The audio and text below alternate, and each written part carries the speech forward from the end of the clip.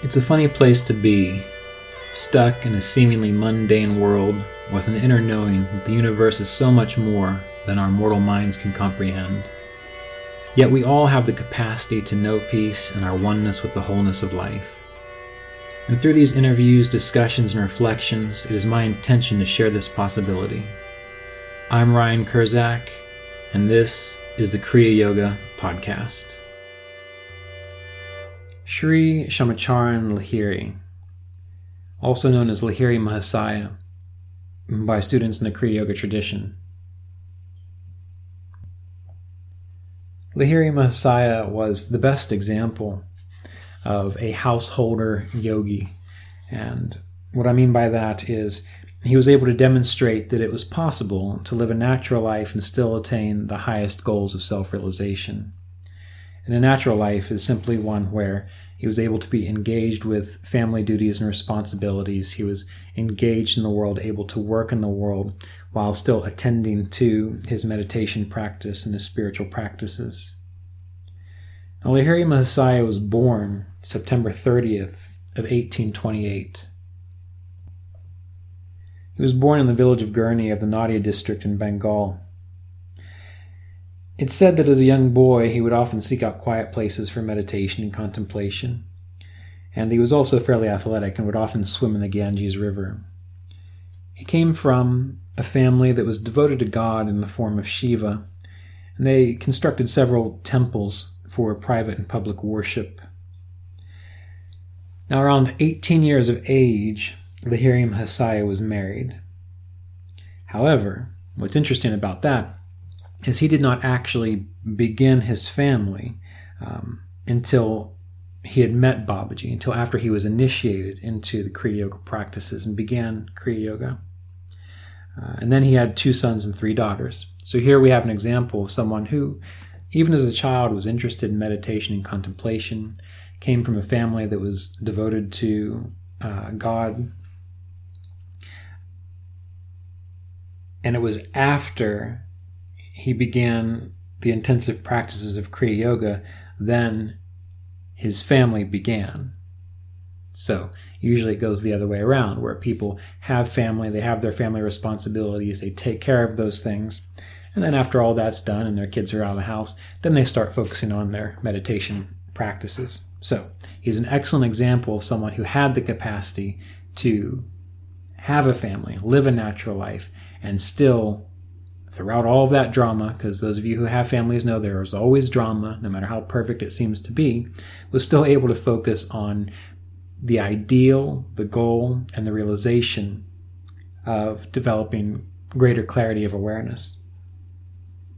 Now, Lahiri's name, or at least what he was called by his students, Lahiri Mahasaya, this was a title bestowed upon him, which essentially means Mahasaya, one who is large-minded or one who has cosmic consciousness. And he was given this name because of what he represented and what people experienced within his presence. But again, also back to the fact that he was able to be responsible in family and social matters by day, and at night he met with truth seekers and individuals interested in learning Kriya Yoga. And he was able to maintain that state of clarity, that state of peace in the seemingly mundane world, as well as in those moments of what some people would call divine instruction.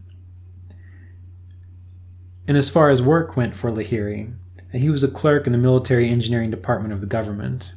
So essentially, this department supplied materials for the Army's road building projects. So he was a clerk by day. He did not have any job that was out there to change the world or had any profound titles associated with it. It was a job that allowed him to perform his civic responsibilities and to take care of his family. Now, 1861, we've already discussed how Babaji reintroduced Kriya Yoga to the world in 1861.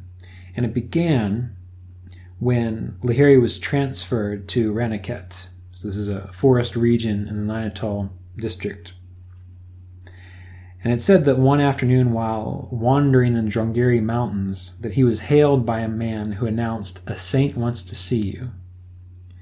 And following his new guide, Lahiri was led to a cave from which a youthful appearing saint emerged and greeted him with the words, "Shamacharan, you have come." And the saint was Mahavatar Babaji. Now Lahiri was taken into a cave, and in that cave he was shown simple belongings of a renunciate yogi. There was a water pot, a meditation staff, and other items. It said that at Babaji's touch, Lahiri remembered a previous incarnation, and he remembered all of those items, and he remembered the cave as a place where he engaged in meditation practice.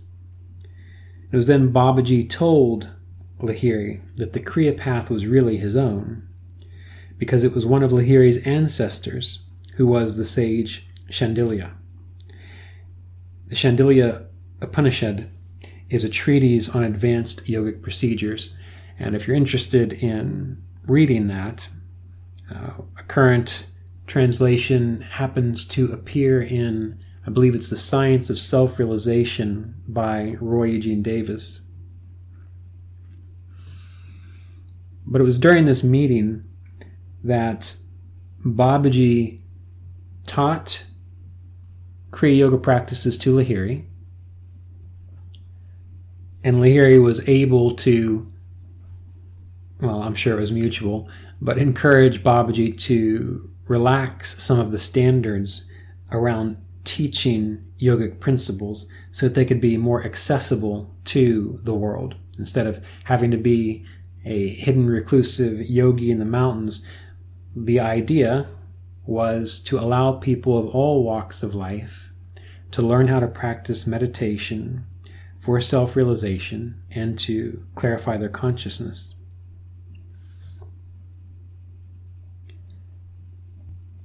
Now, I'd like to take a moment to read an excerpt from Autobiography of a Yogi. This is from chapter 34, Materializing a Palace in the Himalayas. My first meeting with Babaji took place in my 33rd year, Lahiri Mahasaya had said. In the autumn of 1861, I was stationed in Danapur as a government accountant in the military engineering department. And one morning the office manager summoned me. "Lahiri," he said, "a telegram has just come from our main office. You are to be transferred to Reniket, where an army post is now being established." With one servant, I set out on the 500-mile trip. Traveling by horse and buggy, we arrived in 30 days at the Himalayan site of Reniket. My office duties were not onerous.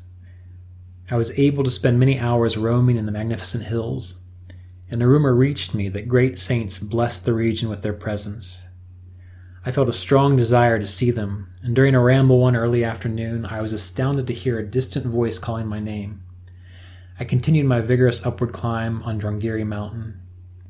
A slight uneasiness beset me at the thought that I might not be able to retrace my steps before darkness had descended over the jungle. I finally reached a small clearing whose sides were dotted with caves. On one of the rocky ledges stood a smiling young man, extending his hand in welcome. I noticed with astonishment that except for his copper-colored hair, he bore a remarkable resemblance to myself.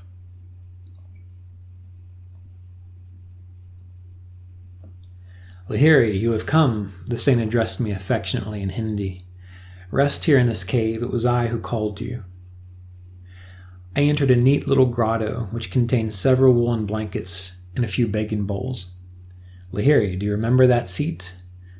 The yogi pointed to a folded blanket in one corner. "No, sir."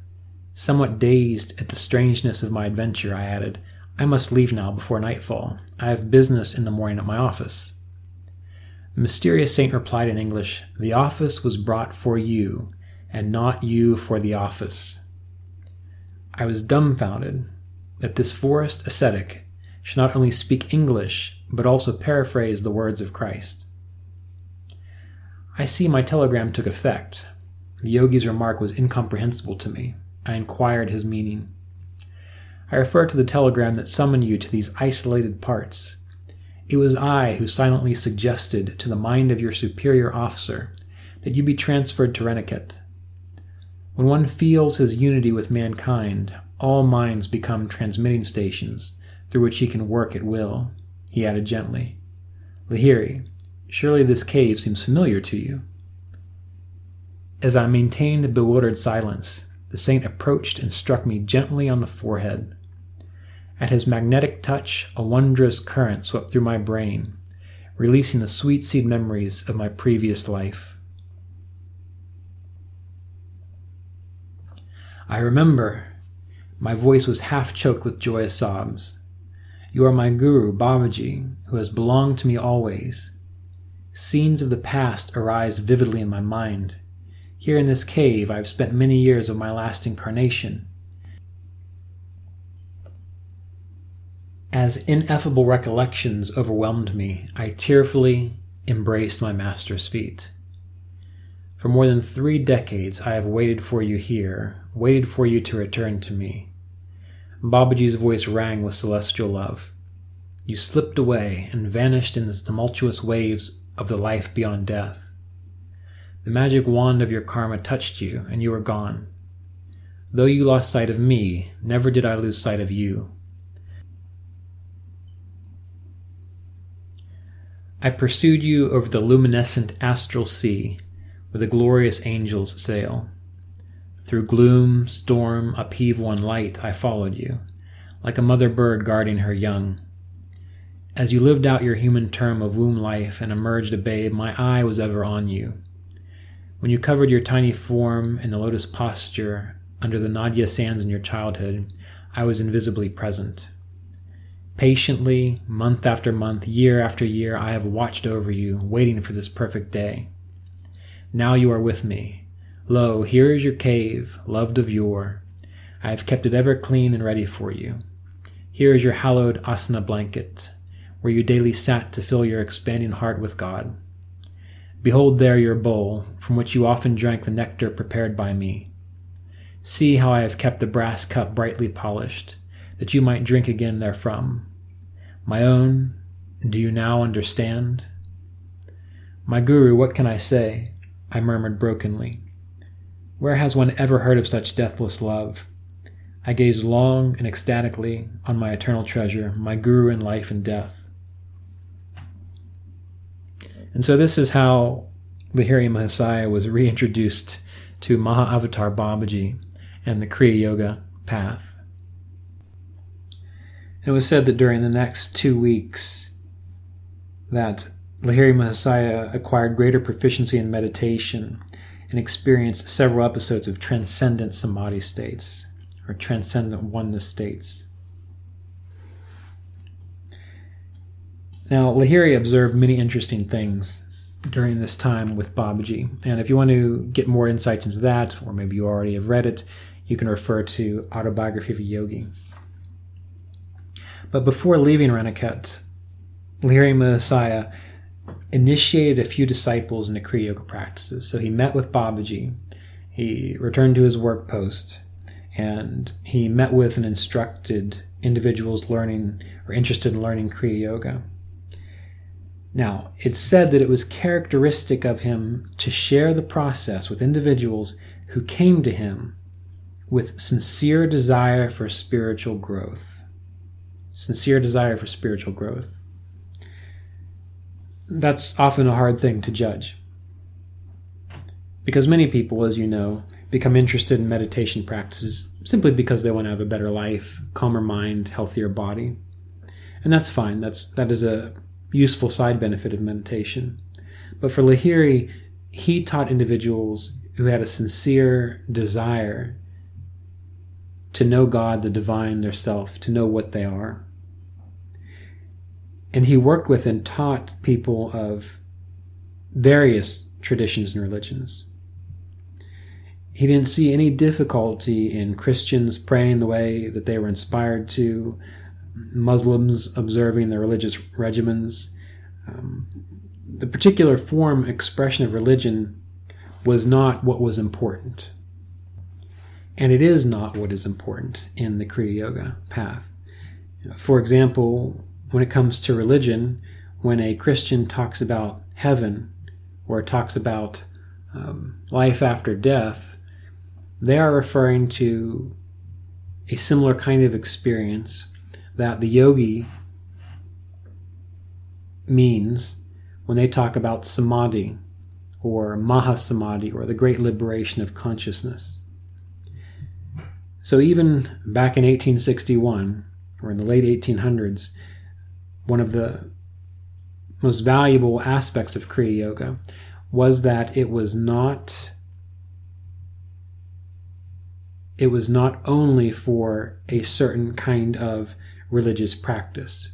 And that, again, is because the techniques within the Kriya Yoga tradition are procedures that allow one to turn their attention within to explore their relationship to the wholeness of life, their understanding of God, divine realities. It gives one the ability to access inner peace. And all the saints and sages and supposed enlightened masters of all traditions, they all arrive at the same realization. So that overused phrase or saying, all roads lead to Rome, are true in this instance.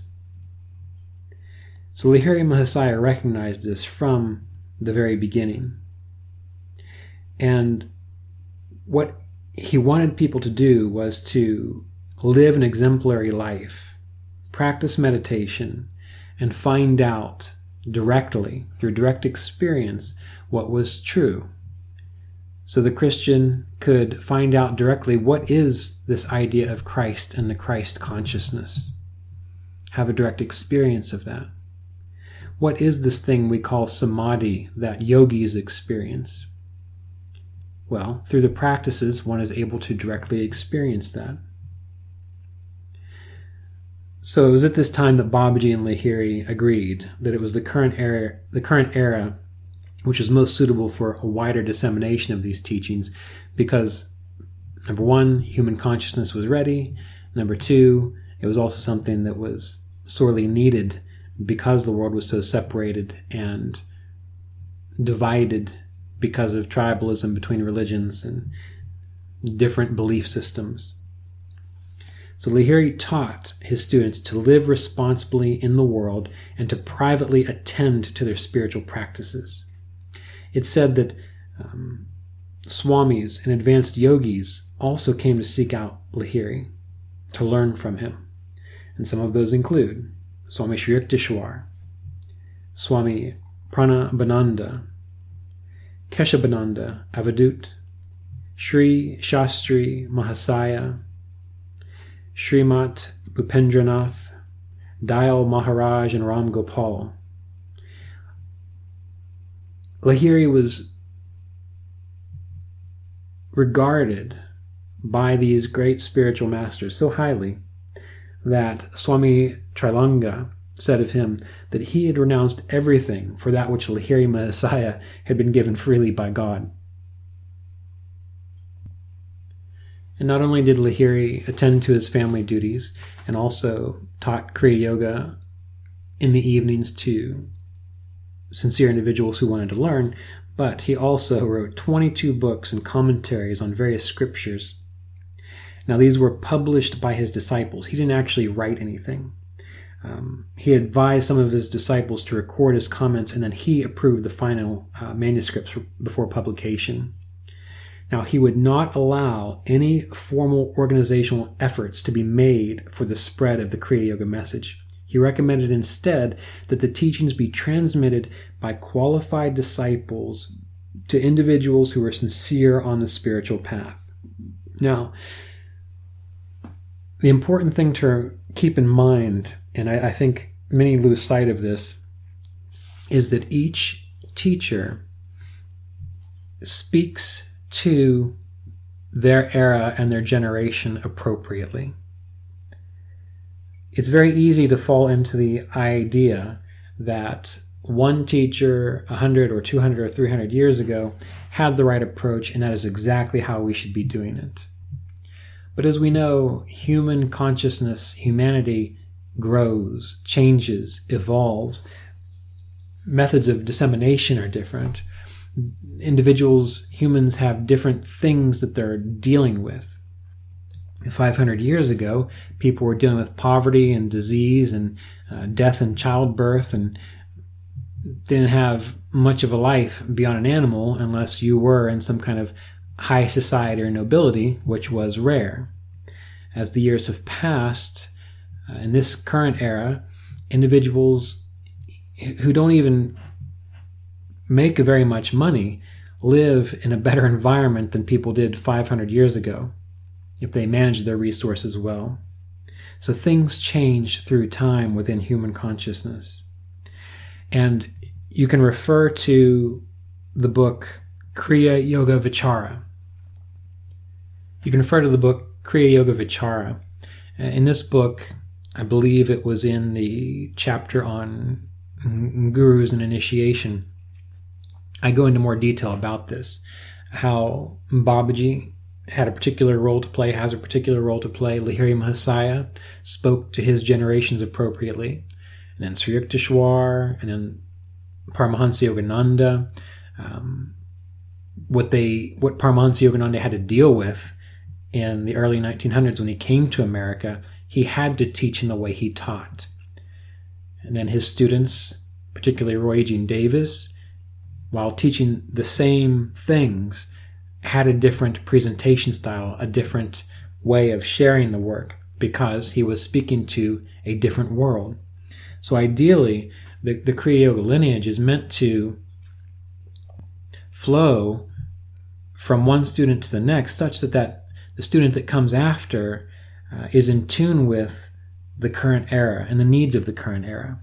But during Lahiri's time, while at first the restrictions to teaching meditation practices and these procedures to renunciants only, that was eased up.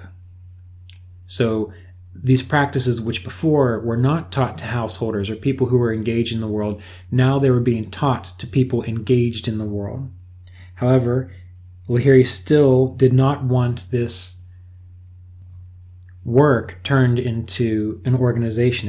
He wanted it to be something private, where an individual learned the processes, learned the practice, went home, did the work internally by themselves, and then lived the most natural life they could. And then whatever peace and clarity was revealed within that private meditation practice, that was allowed to shine forth into their family life, into their work life. That's how consciousness is uplifted and changed.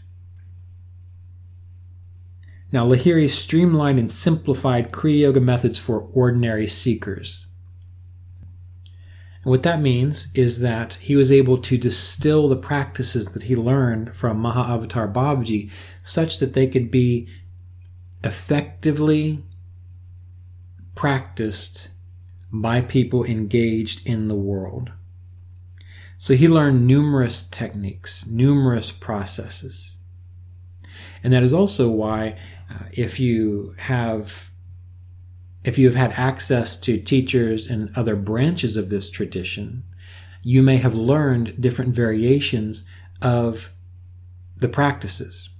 What you learn from Roy Eugene Davis or his students might have a slight difference compared to what you had learned from a teacher of the branch of Sri Yukteswar that did not come through Paramahansa Yogananda.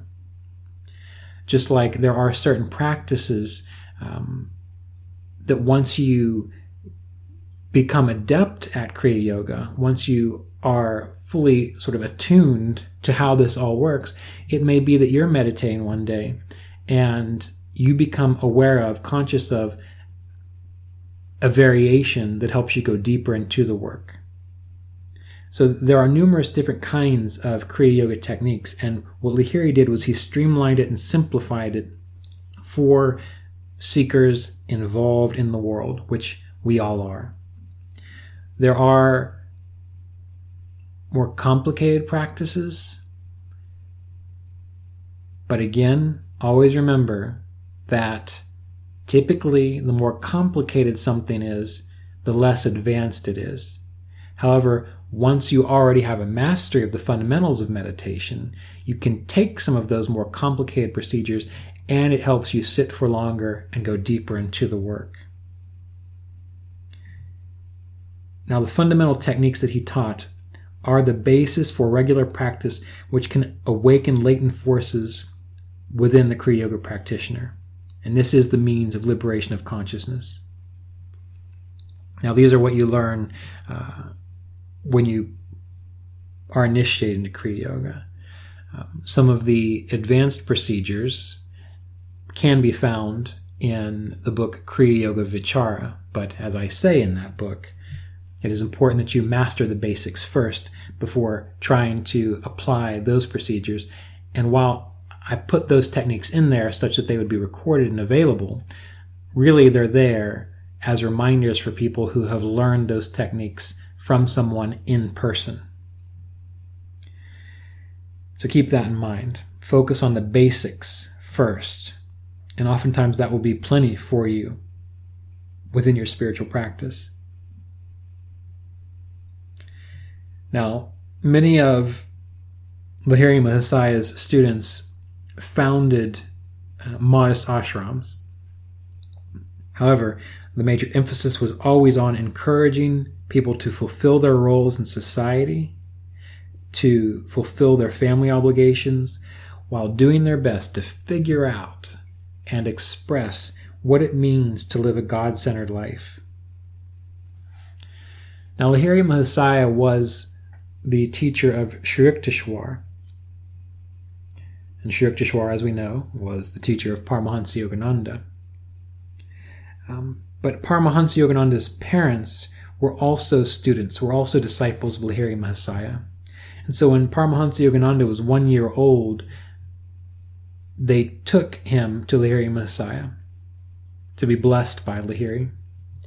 And while Lahiri was holding the infant on his lap, he said to his parents, Paramahansa Yogananda's parents, that your son will be a great spiritual engine and carry many souls to God.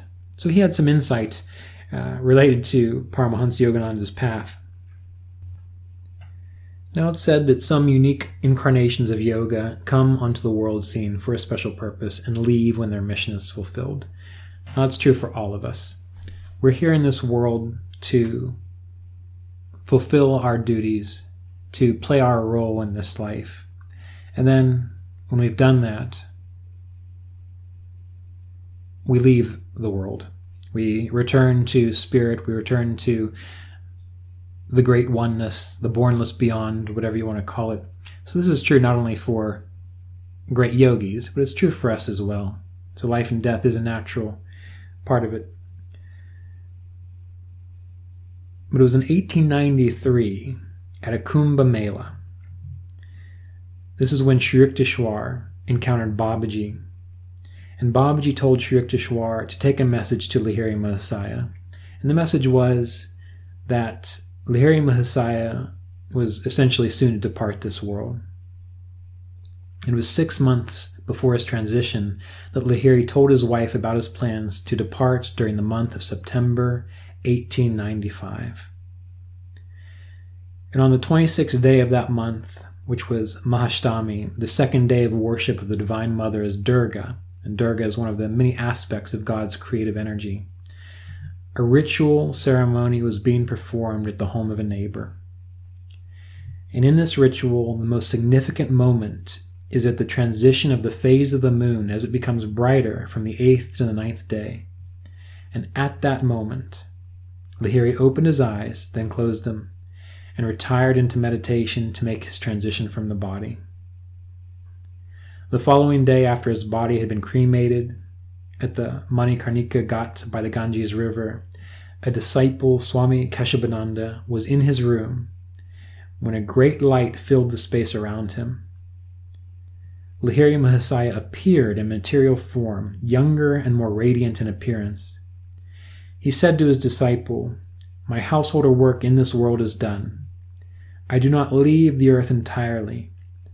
I shall now spend time with Babaji in the Himalayas and with Babaji in the cosmos. And so that's how Lahiri Mahasaya went out.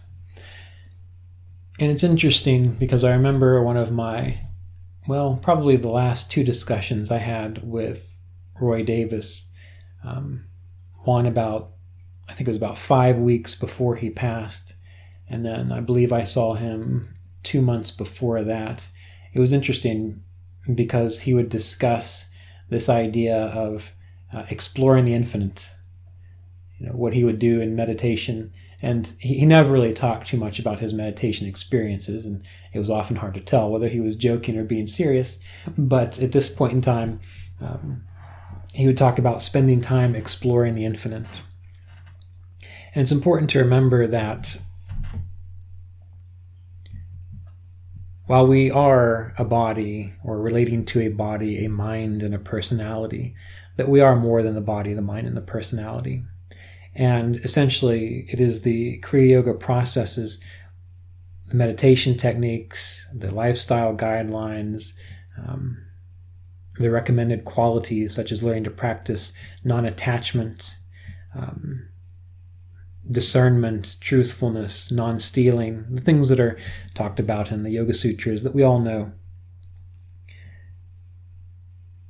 That these are meant to give us the perspective to recognize what we truly are beyond this mind, body, and personality. And that we are simply passing through. That this particular world, this particular time, space, circumstance is not our permanent home. It is an experience that we are having.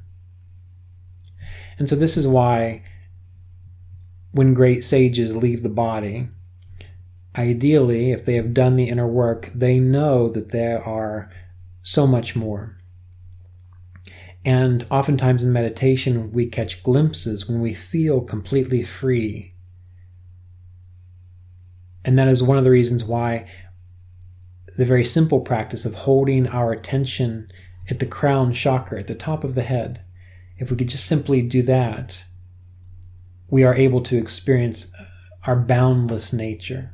You simply hold your awareness there at the crown when you meditate. That's why it's called the 1,000-petaled lotus. Now, of course, we use the term, the words 1,000-petaled, and that seems like it's finite, but that is to indicate the infinite, essentially. So by holding your awareness at the crown chakra after you've practiced your meditation techniques, it gives you the capacity, the momentary glimpse of what is true, what is real for you. And then you catch a glimpse of your true spiritual freedom. And as the days and months and years go by, that becomes natural, it becomes easy.